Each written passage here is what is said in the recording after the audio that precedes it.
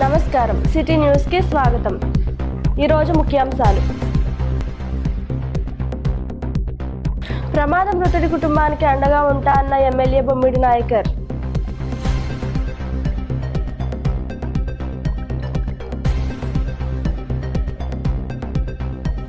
Narsapuram GST తగ్గింపుపై అవగాహన.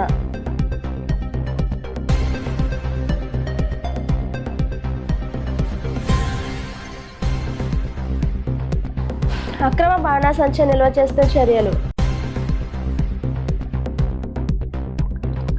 నర్సాపురం మండలం తుర్తాలు గ్రామంలో ప్రమాదవశాత్తు మరణించిన వ్యక్తి కుటుంబానికి ప్రభుత్వం అండగా ఉంటుందని హామీ ఇచ్చారు.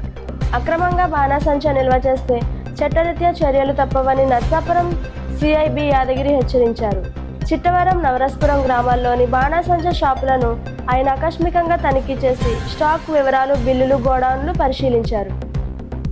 కేంద్ర ప్రభుత్వం పలు వస్తువులపై జీఎస్టీ తగ్గించిన సందర్భంగా ఆ ప్రయోజనాలపై ఎమ్మెల్యే నాయకర్ నర్సాపురం పట్టణంలో అవగాహన కార్యక్రమం నిర్వహించారు. వినియోగదారులకు జీఎస్టీ గురించి వివరించారు. ఈ నిర్ణయం సామాన్యులకు చాలా మేలు చేస్తుందని ఎమ్మెల్యే అభిప్రాయం వ్యక్తం చేశారు.